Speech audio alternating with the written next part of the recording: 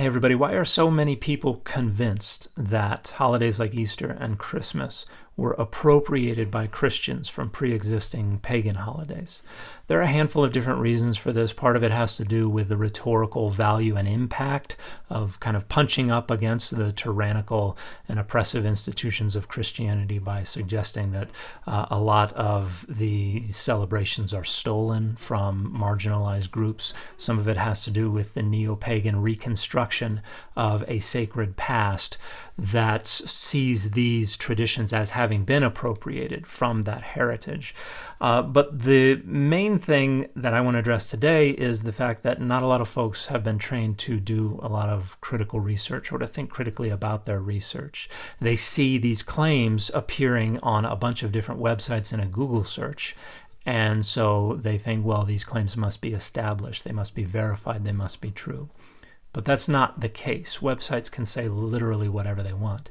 And even critical peer-reviewed scholarship frequently makes claims without properly vetting them. And I'm going to illustrate that with a couple of claims about Christmas and Easter. But let's start with a claim that appears in a couple different pieces of actual critical scholarship that I think sits at the root of the notion that Christian authorities within the Roman Empire moved the celebration of Christmas to December 25th in order to appropriate a celebration that pre-existed within the Roman Empire. So let's take a look. So this is a page on the origins of Christmas from Ronald Hutton's 1996 book, The Stations of the Sun, A History of the Ritual Year in Britain. And I want to read the highlighted portion, which is talking about December 25th. The reason for the choice of this date and the success of it was stated with admirable candor by a Christian writer, the scriptor Sirius, in the late 4th century.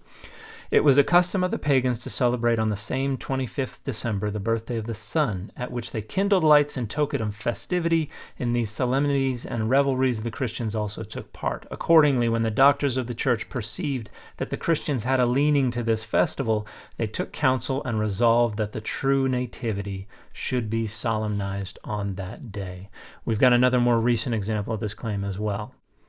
So this is from Richard Cohen's 2011 book, Chasing the Sun, the epic story of the star that gives us life. And the same quote is used there, and it is introduced thusly. The advantages of Christmas Day being celebrated then were obvious, as the Christian commentator Sirius wrote. Now this quote is attributed to a 4th century writer, but the earliest we can find this exact quote is actually in Fraser's The Golden Bough from the 19th century. But Fraser did not invent it out of whole cloth. It was drawn from an earlier manuscript, but tweaked a little bit.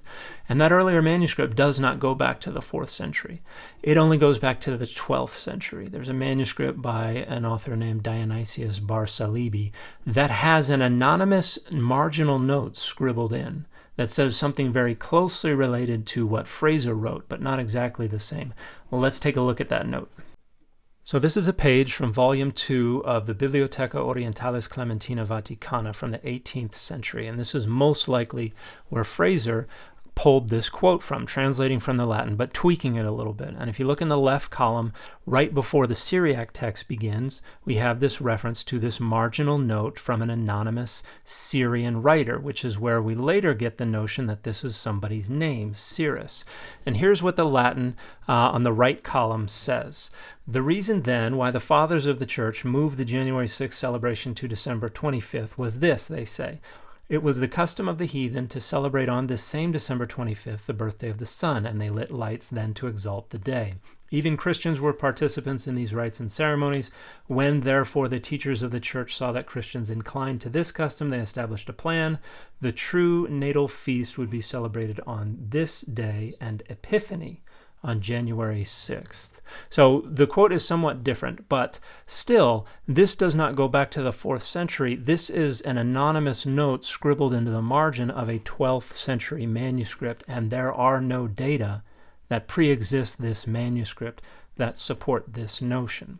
Now, this claim can be found all over the internet, and it appears in actual scholarship that was published as recently as about 11 years ago. And it's not true. It was something that became widespread as conventional wisdom because people accepted it without tracking down the sources. We have a similar situation with Easter. There's a claim that you can find all over the internet that Easter is based on the celebration of a spring goddess named Ostra or Ostara, whose symbols were bunnies and eggs. And there is only one source in all the world for this connection between Easter and some deity named Ostra. Let's take a look at that source. So this is a scan of a 12th century manuscript, one of the best available that we have, of the 8th century text on the reckoning of time by the Christian monk Beda. And I've highlighted some of the Latin here, and this is what it says. Easter Monat has a name which is now translated Paschal month, and which was once called after a goddess of theirs named Ustra, in whose honor feasts were celebrated in that month. Now that is the grand total of all of the ancient data that we have regarding any Germanic spring goddess named Ustra. No connection to rabbits, no connection to eggs. Any claim to those connections is something that someone has made up since the 18th or 19th century as a result of the formalization of rabbits and eggs in association with Easter in many Christian cultures, but not all, around the world. So if you try to track down these sources, you will find that what websites frequently claim over and over and over and over again, and what you can even find in some scholarship, is not always the case. And if you would like some more critical scholarship on any putative relationship between Ustra and rabbits and eggs, here's some more scholarship you can look at.